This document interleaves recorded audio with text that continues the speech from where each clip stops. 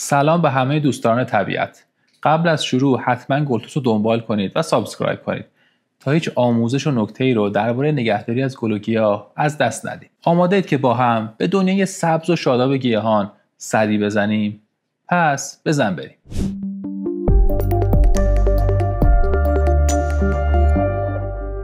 امروز میخوام درباره یکی از گیاهان آپارتمانی فوق‌العاده زیبا صحبت کنم. گیاهی که برگ‌های سبز با رگه‌های سفید داره و ظاهرش خیلی خاصه. اسمش هست فیلودندرون برکین از خانواده آراسه. این گیاه بومی آمریکای مرکزی و جنوبیه، به خصوص مناطق مثل برزیل و پرو. فیلودندرون برکین حدود 10 دهه هست که بین علاقه‌مندان به گل و گیاه معروف شده.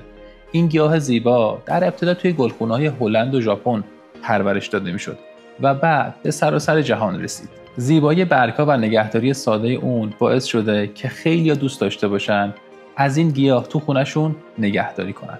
من معمولاً این گیاهو جایی میذارم که نور روشن غیر مستقیم داشته باشه. نور مستقیم خورشید باعث میشه برگ‌هاش بسوزن و رگه‌های سفیدش خراب بشن. بهترین جا براش پنجره‌های شرقی و غربیه، جایی که نور ملایم دریافت کنه. اگه پنجره جنوبی دارید، به خاطر شدت نور بالاش حتما از پرده یا شیشه مات استفاده کنید. تو خونه‌های کم نور هم میتونید برای شادابی گیاه لامپ رشد تهیه کنید. برگ‌های جوون این گیاه رگه‌های سفید روشن داره و اگه نور کافی نباشه این رگه‌ها آروم آروم سبز میشن و یه جورایی زیبایی خودشون رو از دست میدن. دمای مناسب برای فیلودندرون برکین بین 18 تا 26 درجه سانتیگراده.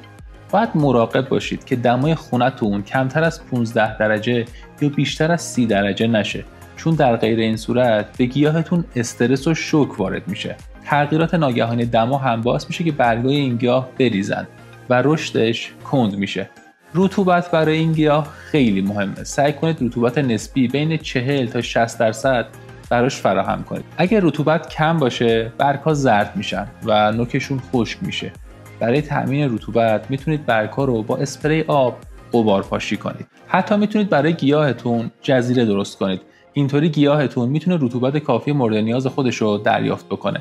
دقت کنید که هوا تو اطراف گیاهتون گردش داشته باشه تا از بیماری‌های قارچی جلوگیری بشه. بریم که در مورد آبیاری یه سری نکات رو بهتون توضیح بدم. همیشه صبر کنید تا سطح خاکش خشک بشه و بعد آبیاری رو انجام بدید. فیلودندرون برکین به آبیاری زیاد حساسه و اگه ریشاش غرقاب بشن میپوسن. مقدار آبیاری هم باید طوری باشه که کمی آب اضافی از سوراخ ته گلدون خارج بشه.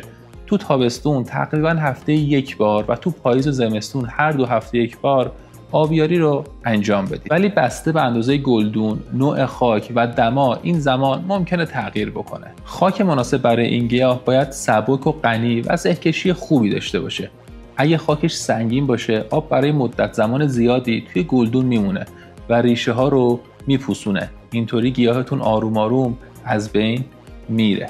من معمولا برای فیلودندرون ترکیبی از 50% پیت ماس، 20% کوکوپیت و 30% پرلیت استفاده میکنم. این ترکیب هم زهکشی خوبی داره، هم رطوبت کافی رو برای ریشه ها فراهم میکنه. گلدونتون رو هم هر سال یک بار یا هر 2 سال یک بار میتونید تعویض کنید. اواخر بهار یا اوایل تابستون زمان مناسبی برای این کاره. گلدون جدید باید 1 سایز بزرگتر باشه و ته گلدون هم باید سوراخ زهکشی داشته باشه. تو فصل رشد یعنی بهار و تابستون من هر 4 تا 6 هفته یک بار با کود مایع گیاهم رو تغذیه میکنم. توجه کنید که کود خیلی قوی و زیاد باعث سوختگی ریشه و زرد شدن برگ‌های این گیاه میشه. پس برای این گیاه از کودهای متعادل استفاده بکنید که براش مناسب تره. به صورت منظم کوددهی کنید تا گیاهتون رشد سریعتر، برگ‌های براق و رگه‌های سفید جذاب داشته باشه. برای تکثیر معمولا از روش قلمه ساقه استفاده میکنم. ساقه به اندازه 10 تا 15 سانت با 4-5 تا برگ جدا میکنم. برگ‌های پایینی رو جدا میکنم تا گره ها مشخص بشن و بعد اونا رو تو آب قرار میدم و تو محیطی با نور مستقیم میذارم. هر چند روز یک بارم آبش رو عوض میکنم. وقتی ریشه‌های سفید 2-3 سانتی ظاهر شدن، قلمه رو تو خاک مرطوب با زهکشی خوب میکارم. بهترین زمان تکثیر اوایل بهار تا اواخر تابستونه.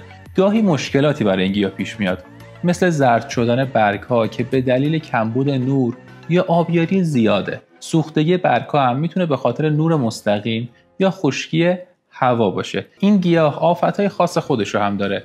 مثل کنه عنکبوتی، شپشک آردالود و تریپس. اگه گیاهتون به این آفت‌ها آلوده شد، برگ‌ها رو با محلول رقیق آب و ایزوپروپیل الکل پاک کنید. این کار رو هر 5-6 روز یک بار به مدت 1 ماه انجام بدید.